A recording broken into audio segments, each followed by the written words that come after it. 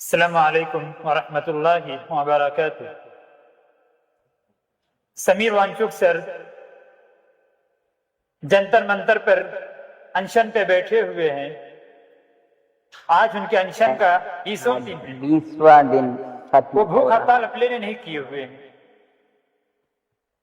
وہ بھوک ہڑتال ہمارے اور آپ کے بچوں کے بھوشیہ کے لیے کیے ہوئے ہیں، ہمارے اور آپ کے بچوں کے مستقبل کے لیے، فیوچر کے لیے کیے ہوئے ہیں۔ اس ناکامی حکومت سے ایجوکیشن منسٹر کے استعفیٰ کے لیے کیے ہوئے ہیں۔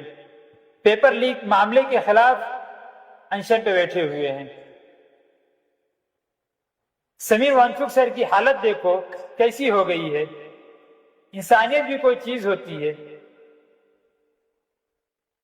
انسان کو اتنا ہی مغرور نہیں ہونا چاہیے۔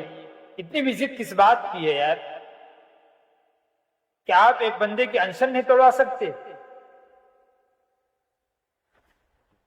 مہاتما گاندھی جی جب انشن پہ بیٹھے تھے تو اس وقت کی حکومت بھی ان سے باتیں کرتی تھی۔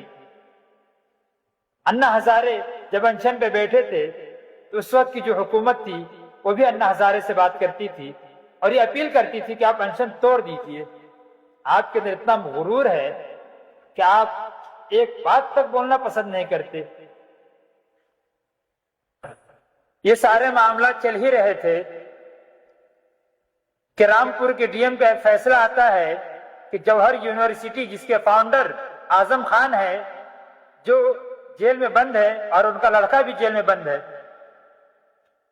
سرکار نے یونیورسٹی کے 40 میں سے 38 بلڈنگز کو بنا نقشہ پاس کرائے بنانے کو لے کر انہیں اویدھ گھوشت کرتے ہوئے توڑنے کے آدیش جاری اور اسے منہدم کرنے کا فیصلہ سنایا جاتا ہے۔ سمجھ میں یہ نہیں آتا ہے کہ اس حکومت کو ایجوکیشن سے اتنی نفرت کیوں ہے۔ کبھی پیپر لیک کر دیا جاتا ہے تو کبھی یونیورسٹی پہ بلڈوزر چلانے کا فیصلہ سنا دیا جاتا ہے۔ انہی ساری چیزوں کو دیکھتے ہوئے چند لائنیں ہیں کہ یہ سیاست فسادات کہاں تک چلے گی، یہ سیاست فسادات کہاں تک چلے گی، ہم پر جھوٹی ملامت کہاں تک چلے گی، ہم کو تلوار کی دھار پر رکھ کے وہ پوچھتے ہیں کہ نفرت کہاں تک چلے گی۔ اے میرے وقت کے مصنفوں کچھ کہو، یہ تماشا یہ وحشت کہاں تک چلے گی، خون مظلوم کا بہہ رہا ہے یہاں، قاتلوں کی حکومت کہاں تک چلے گی۔ گرا کر ہمارا ہی گھر ہنس رہے ہیں، گرا کر ہمارا ہی گھر ہنس رہے ہیں، یہ ظالم سیاست کہاں تک چلے گی۔ آسمان سے کبھی تو سحر آئے گی، آسمان سے کبھی تو سحر آئے گی۔ ہم دعا کرتے ہیں اور ہم یہی امید کرتے ہیں کہ آسمان سے کبھی تو سحر آئے گی، رات کی یہ حکومت کہاں تک چلے گی۔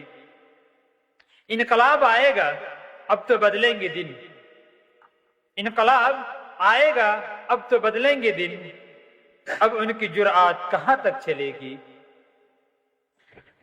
آپ کو اس حکومت کے خلاف، اس ناکامی حکومت کے خلاف، اس اندھی بہری حکومت کے خلاف کہیں نہ کہیں آواز تو اٹھانا ہی پڑے گا، چاہے آپ جس پلیٹ فارم سے آواز اٹھائیں۔ آپ اگر نہیں بولتے ہیں تو آپ کو مردوں میں شمار کر دیا جاتا ہے۔ تو کسی کا شعر ہے نا کہ ہم زندہ ہے اس لیے کہ ہم بول رہے ہیں، دنیا کسی گونگے کی کہانی نہیں لکھتی۔ اور یہ کہتے ہوئے آواز اٹھائیے کہ ہم آئینہ ہے دکھائیں گے داغ چہرے کا، ہم آئینہ ہے دکھائیں گے داغ چہرے کا، جسے برا لگے وہ سامنے سے ہٹ جائے۔